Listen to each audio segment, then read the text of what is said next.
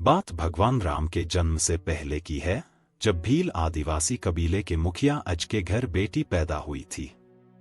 उसका एक नाम श्रवणा और दूसरा नाम शबरी रखा गया।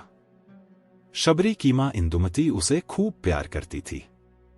बचपन से ही शबरी पशु पक्षियों की भाषा समझकर उनसे बातें करती और जब शबरी की मां उसे देखती तो कुछ समझ नहीं पाती थी। कुछ समय बाद एक पंडित ने शबरी के परिवार को बताया कि वो आगे चलकर सन्यासी बन सकती है। इस बात का पता चलते ही शबरी के पिता ने उसका रिश्ता तय कर दिया। जैसे ही शादी का दिन नजदीक आया, शबरी के घर वालों ने खूब सारी बकरियां और अन्य जानवर घर के पास लाकर बांध दिए। एक दिन शबरी का मां जब उसके बाल बना रही थी तो उसने मां से पूछा, इतने सारे जानवर हमारे घर क्यों लाए गए हैं? मां ने जवाब दिया, बेटी, तुम्हारा विवाह होने वाला है, इसलिए हम लोगों ने इनका इंतजाम बलि के लिए किया है। तुम्हारी शादी के दिन ही बलि प्रथा होगी और फिर इनसे स्वादिष्ट भोजन बनाकर सबको परोसा जाएगा। यह सब सुनकर शबरी दुखी हो गई। काफी देर तक शबरी ने उन जानवरों को आजाद करने के बारे में सोचा। सोचते सोचते शबरी के मन में हुआ कि अगर ये जानवर यहां नहीं होंगे तो इनकी बलि रुक सकती है। ऐसा नहीं हुआ तो मेरे घर से कहीं चले जाने पर ही यह बलि रुकेगी। जब मैं ही नहीं रहूंगी तब न विवाह होगा और न ही बलि प्रथा। इससे मासूम जानवर बच जाएंगे। इसी सोच के साथ जानवरों को रखी गई जगह पर शबरी पहुंची। उसने सोचा कि उन्हें खोल देती हूं, लेकिन वो ऐसा नहीं कर पाई। उसके बाद शबरी जंगल की तरफ भागने लगी। भागते भागते शबरी ऋषिमुख पर्वत पहुंच गई। वहां करीब 10,000 ऋषि रहा करते थे। शबरी को लगा कि वो भी इसी जंगल में किसी तरह ऋषिमुनियों की सेवा करके अपना जीवन जी लेगी। वो चुपचाप उसी जंगल में एक हिस्से में किसी तरह से रहने लगी। शबरी रोजाना ऋषिमुनियों की झोपड़ी के आगे झाड़ू लगाती और हवन के लिए लकड़ियां भी लाकर रख देती। ऋषिमुनियों को समझ नहीं आ रहा था कि जंगल में उनके काम अपने आप कैसे हो रहे हैं। एक दिन शबरी को किसी ऋषि ने देख लिया। उसे देखते ही उसका परिचय पूछा। जैसे ही शबरी ने बताया कि वो भील आदिवासी परिवार से संबंध रखती है तो उसे ऋषियों ने खूब डांट लगाई। शबरी को इस बात का बिल्कुल भी पता नहीं था कि उसकी जाति छोटी है और उसे ऋषियों द्वारा जाति की वजह अपमान सहन करना पड़ेगा। इतना सब होने के बाद भी शबरी हर ऋषिमुनि के दरवाजे पहुंचती और उनके आंगन में झाड़ू लगाकर उनसे गुरु दीक्षा देने के लिए कहती। हर कोई शबरी को उसकी जाति की वजह से अपने आश्रम से भगा देता था। ऐसा होते होते काफी समय बीत गया। उसके बाद शबरी मतंग ऋषि की कुटिया में पहुंची। वहां पहुंचकर मतंग ऋषि को शबरी ने बताया कि वो उनसे गुरु दीक्षा लेना चाहती है। उन्होंने खुशी खुशी उसे अपने गुरुकुल में रहने दिया और भगवान से जुड़ा ज्ञान देते रहे। शबरी ने भी अपने गुरु मतंग ऋषि की सेवा करने में कोई कसर नहीं छोड़ी। वो गुरुकुल के भी सारे काम करती थी। शबरी से खुश होकर मतंग ऋषि ने उसे बेटी मान लिया था। समय के साथ मतंग ऋषि का शरीर बूढ़ा हो गया। उन्होंने एक दिन शबरी को अपने पास बुलाया और कहा, बेटी, मैं अपना देह त्यागना चाह रहा हूं। बहुत साल हो गए इस शरीर में रहते रहते। शबरी ने दुखी मन से कहा, आपके ही सहारे मैं इस जंगल में रह पाई हूं। आप ही चले जाएंगे तो मैं जीकर क्या करूंगी?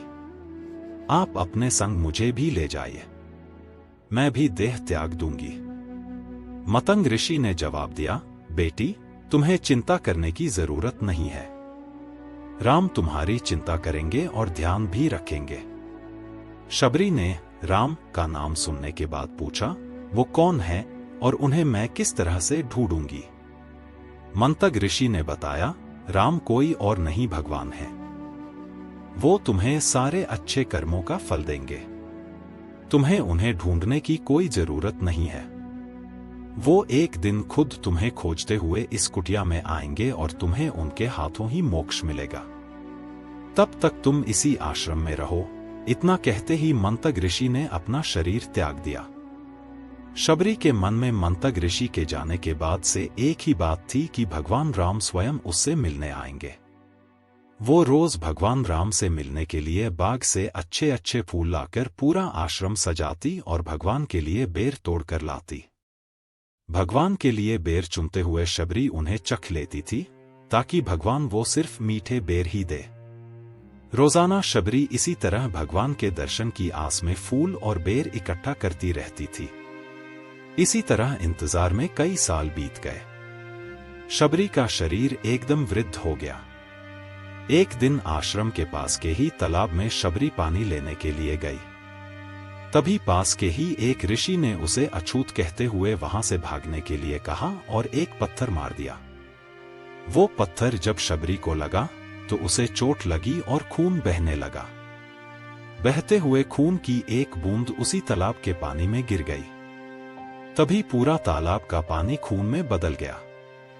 ये सब होता देखकर ऋषि ने शबरी को ही डांटा और कहा कि पापीन, तुम्हारी वजह से पूरा पानी खराब हो गया। रोज ऋषि उस पानी को साफ करने के लिए अपनी कई तरह की विद्याओं का इस्तेमाल करते। कई सारे जतन करने के बाद भी कुछ नहीं हुआ। फिर उन्होंने गंगा जैसी कई पवित्र नदियों का जल भी उस तालाब में डाला। फिर भी तालाब का पानी साफ नहीं हो पाया और वो खून जैसा ही रहा।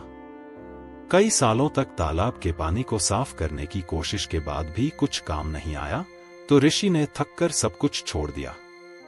इस घटना के कई सालों के बाद भगवान राम अपनी पत्नी सीता के हरण के बाद उन्हें ढूंढते हुए उसी तालाब के पास पहुंचे। ऋषि मुनियों ने उन्हें पहचान लिया। भगवान को वहां देखकर ऋषियों ने तालाब का पानी साफ करने के लिए भगवान को अपने पैर उसमें डालने के लिए कहा, लेकिन पानी जैसे का तैसा ही था। ऋषि मुनियों ने भगवान से भी कई अन्य जतन करवाए, लेकिन वो पानी जस का तस खून जैसा ही रहा। तब भगवान ने ऋषियों से पानी के रक्त में बदलने की कहानी पूछी। तब ऋषि ने शबरी को पत्थर मारने वाली सारी बात बता दी।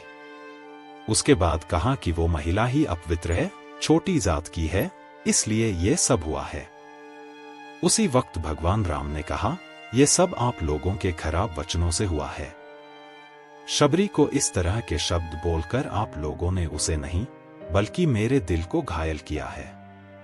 इसी घायल दिल के रक्त का प्रतीक यह तालाब का लाल पानी है। आगे भगवान राम बोले, कहाँ हैं वो माई, मैं उनसे मिलना चाहता हूँ। तब तक शबरी उसी तालाब के पास पहुंच जाती है। इस दौरान शबरी के पैर को ठोकर लगती है और कुछ घूल उस तालाब में गिर जाती है।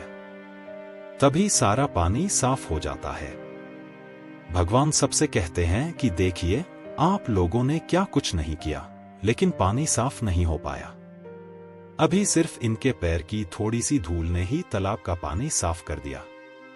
भगवान राम को शबरी पहचान चुकी थी। उन्हें प्रणाम करके शबरी ने कहा, भगवान, आप मेरे साथ कुटिया में चलिए। भगवान भी खुशी खुशी शबरी के साथ चल पड़े। फूलों से शबरी ने भगवान राम का स्वागत किया। वो सीधे बेर तोड़ने के लिए भाग गईं और चकचक कर उनके लिए बेर लेकर आई। उन्होंने बड़े ही प्यार से भगवान राम और उनके भाई लक्ष्मण को बेर दिए। भगवान राम ने भी उतने ही प्यार से उन बेर को खाना शुरू किया। तभी बेर देखकर मुंह बनाते हुए लक्ष्मण ने कहा, भैया, ये बेर जूठे हैं, इन्हें आप कैसे खा सकते हैं? भगवान ने जवाब दिया, लक्ष्मण, ये जूठे नहीं बल्कि बहुत मीठे हैं। शबरी माई हम सबके लिए ये बहुत प्यार से तोड़कर लाई है। इतना कहकर भगवान राम प्यार से उन बेर को खाने लगे। भगवान ने जाते हुए शबरी माई से कहा, आप मुझसे जो चाहे वो मांग सकती हैं। शबरी ने उन्हें कहा, मतंग ऋषि के कहने पर मैं आज तक सिर्फ आपके दर्शन करने के लिए जी रही थी। अब आप मुझे मोक्ष प्रदान कीजिए। मैं अपना शरीर आपके सामने ही त्यागूंगी। उसी वक्त शबरी ने अपना शरीर त्याग दिया। भगवान राम ने अपने हाथों से उनका अंतिम संस्कार किया और सीता मां की खोज में आगे बढ़ गए। इस तरह से ऋषि मतंग की बात सच साबित हुई और शबरी को भगवान राम के दर्शन भी हुए। तभी से भगवान राम को शबरी के राम भी कहा जाने लगा।